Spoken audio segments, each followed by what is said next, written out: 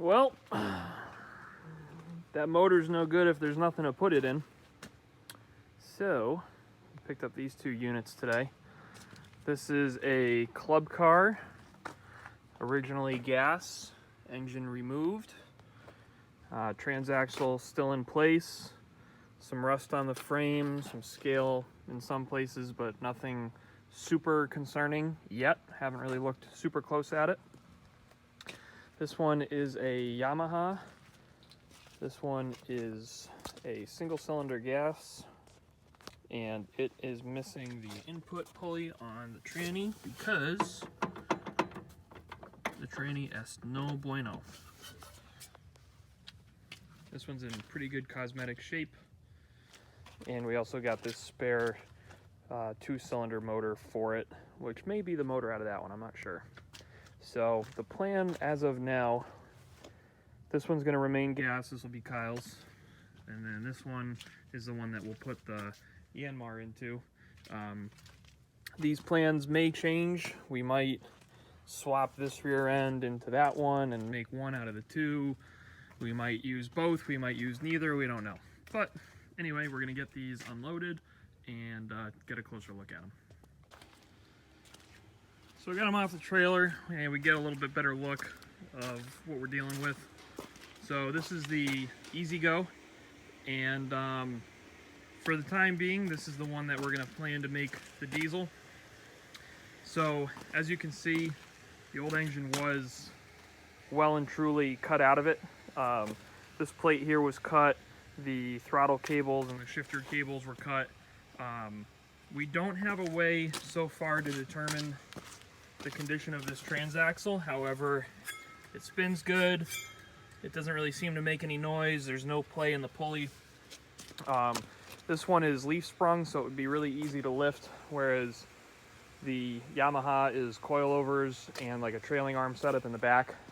Not that it's difficult to lift, it's just this is leaf spring, so it's as easy as it gets. The frame is crusty in some spots, but I think with some reinforcement, there wouldn't really be much to be worried about. We got the nice 4 cup holders. We also have 4 cup holders on the Yamaha, so we're good there. Steer's good. No slap in the steering. Pedals seem to work and everything. So for the time being, this is going to be the one that gets the diesel. The plastics for it are in pretty good shape. The Yamaha is, the engine's got compression. We don't have a key for it though, so we don't have any way to test the rest of the electrical system on it. But this one's in arguably probably better shape than the E-Z-GO is, and a little bit better looking in my opinion. I don't know, I think these have a better styling to them. So for the time being, this one's going to remain gas, that one's going to be diesel. So now what we got to do is go measure the dimensions of the Yanmar and see exactly where it's going to sit on that cart. So as it sits right now, the motor is roughly 24 inches tall or so. And if we take those 24 inches and we put them on the cart at stock height, we can see that it is approximately level with this bracket here for the seat. Now, this is not the seat bracket because it does not pivot, so I assume that there's more on top of that bracket, but still the fact remains that in its current state, the motor is too big for the cart. So if we measure to the top of the valve cover, it's a hair under 20 inches. So that's going to require cutting and repositioning the decompression valve lever, and also creating a new hot pipe for the turbo that drops it down a couple inches. So if we can use the valve cover as the highest point, that's 20 inches. So if we put that back on the cart, starting from the seat level, that does give us a couple inches of clearance on the ground. So the plan is for the cart to be lifted, and we'll probably also try and lift the seat up a little bit so that the engine is not that much lower relative to the frame of the cart, but it's just one trouble that we're going to have to overcome. So we got the motor roughly positioned in. I got it on a little piece of 2x10 or whatever that is.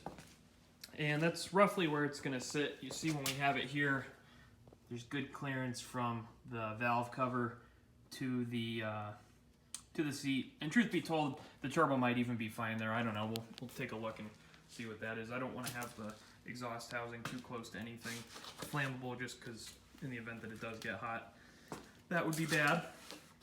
But what we did, we went ahead and cut out these 4 legs. These are each 7.5 inches long, and they're gonna drop down like such, and then we'll have a piece of like probably 3/8 plate or something running across here, and that's what the motor will bolt to.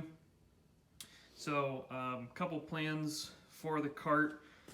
It doesn't have a fuel gauge, and a friend of mine has a Club Car DS which does have a fuel gauge, so I'm gonna see if there's a way that I can use some Club Car parts to put a fuel gauge on it.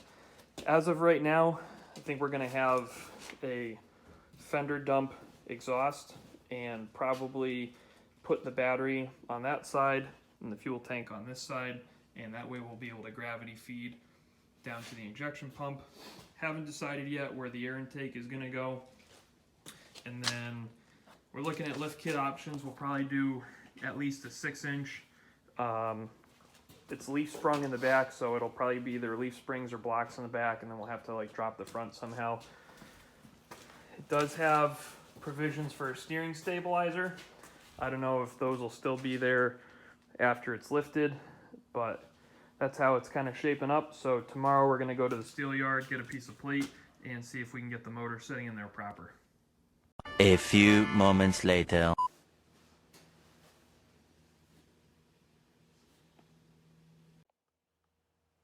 That escalated quickly.